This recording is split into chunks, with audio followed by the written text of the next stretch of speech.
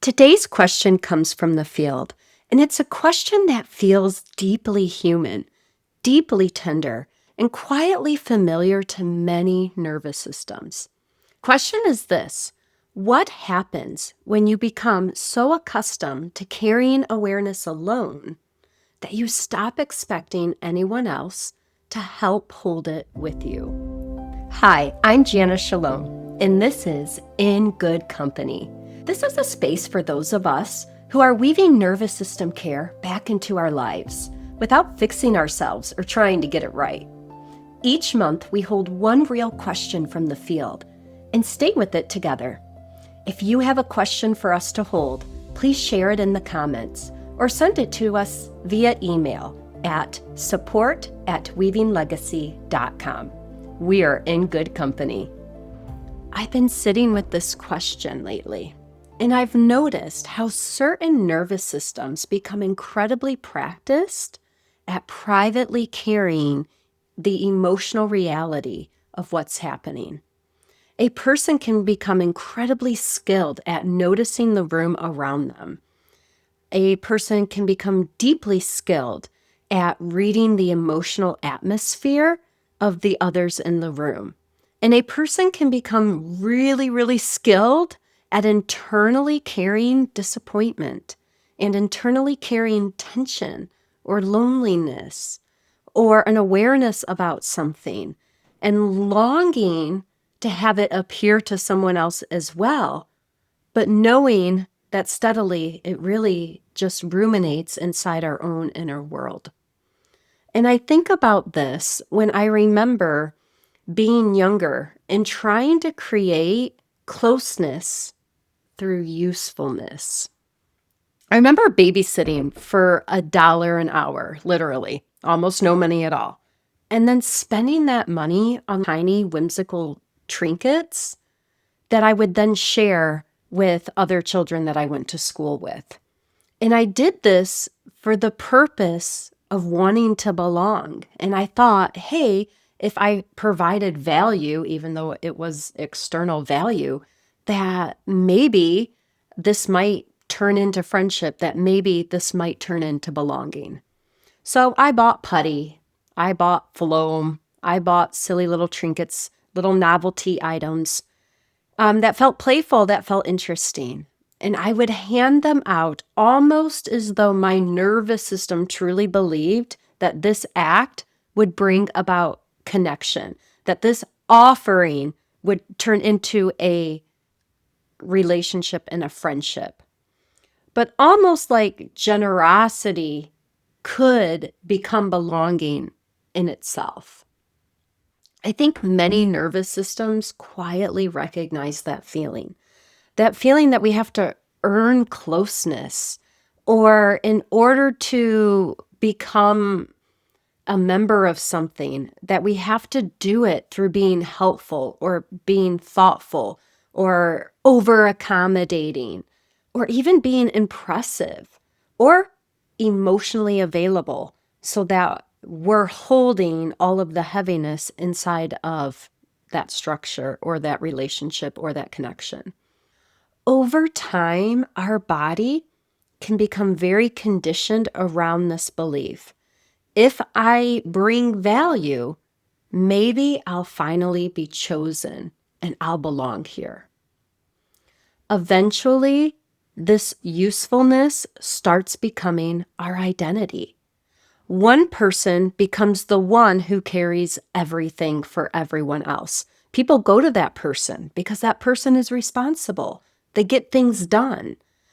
Another person might be the one who anticipates all the needs before anyone even speaks a word. This is the person who might be holding the emotional awareness before the awareness has even become something that we recognize. While everyone else is continuing to move about their day and move about their life, engaging in interactions naturally, for many of us whose nervous systems learned how to belong through adaptation, that does not come as naturally. If we receive praise, if we feel capable, then maybe we'll be admired. And if we're admired, maybe that admiration will lead into belonging. And in this way, steadiness becomes something that we even depend on from ourselves. This constant over-functioning becomes normalized. And it becomes normalized inside of relationships, inside of communities, inside of social structures that are benefiting from that person's overextension. But eventually, the nervous system recognizes something incredibly painful. Usefulness and belonging create very, very different experiences inside the body. A person can feel deeply needed while simultaneously feeling emotionally alone.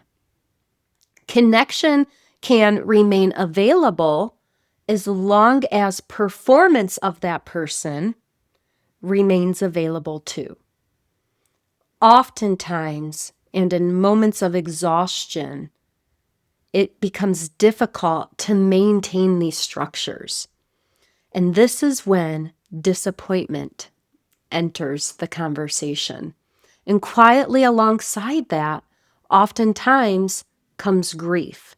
And that grief comes with the realization that, hey, me being needed is not the same as being mutually respected. It's not the same as being mutually held. And so from this, another adaptation begins to form. Our nervous system learns that carrying things internally is really the only way that we're met. Because to ask someone else to hold something, we realize in asking that they disappear. This teaches our nervous systems to start expecting less externally. Our inner worlds then become a place that compensates. We develop these really rich inner worlds where we find deeper safety. We find we can be emotionally dependable and relationally available in our own inner world. Survival teaches certain people how to live deeply inside their minds. And honestly, there can be profound beauty in naming that adaptation. And this is what happens to many, many neurodivergent people, is their inner worlds become a place of safety and connection, even if that connection is only to our own self. Inner worlds can be incredibly creative. Inner worlds can be emotionally expansive.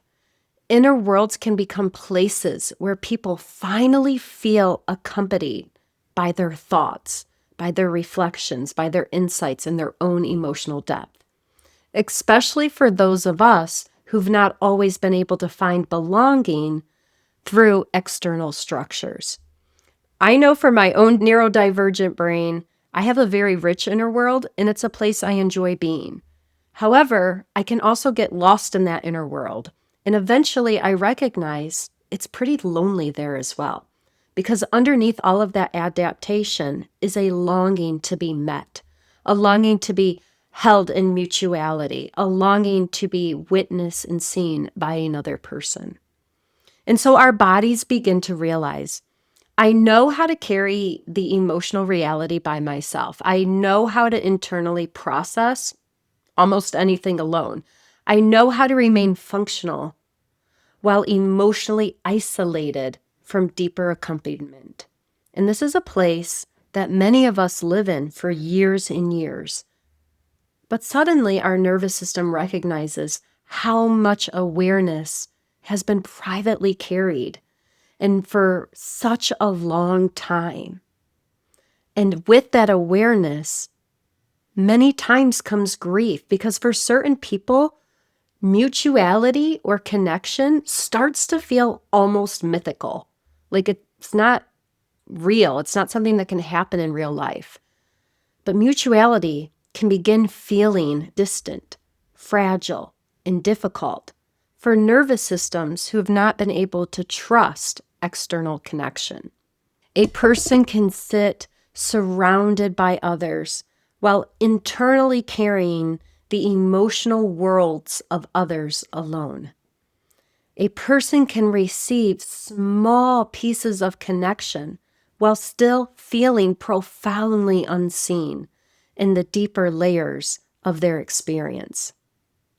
A nervous system can become highly practiced at self-containment because survival is organized around emotional self-reliance, especially when this happens very early in life.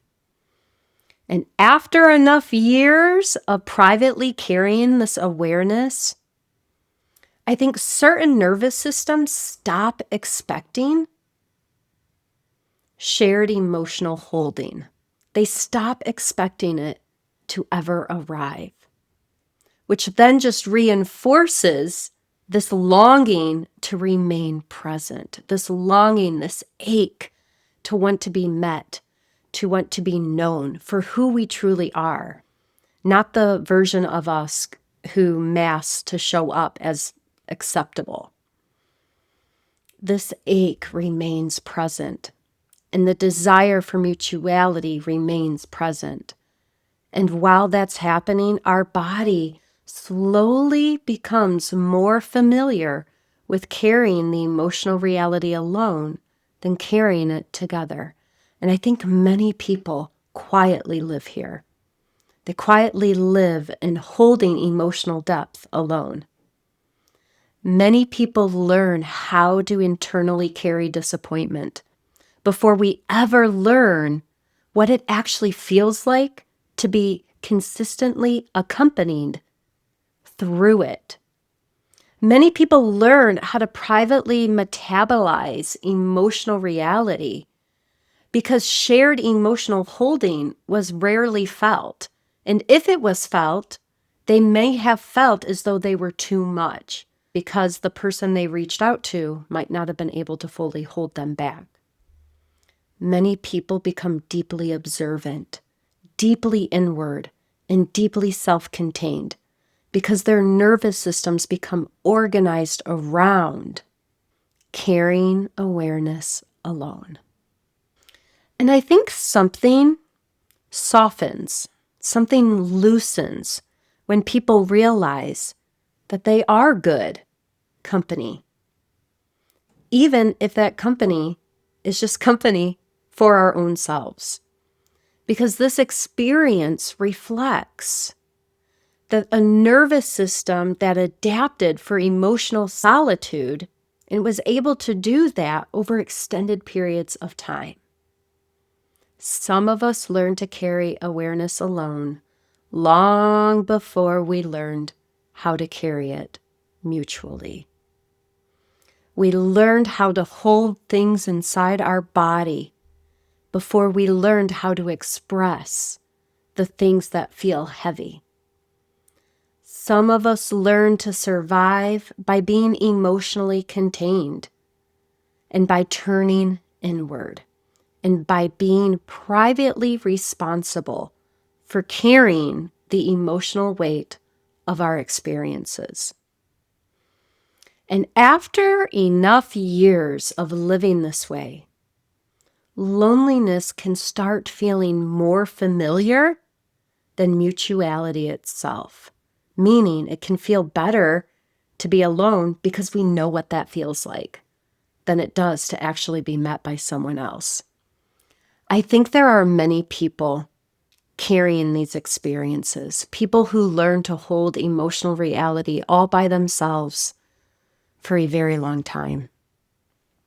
And if this is a place where you can see yourself reflected clearly, then I tell you, you are in good company. If you have a question for the field, you can send it to us at support@weavinglegacy.com.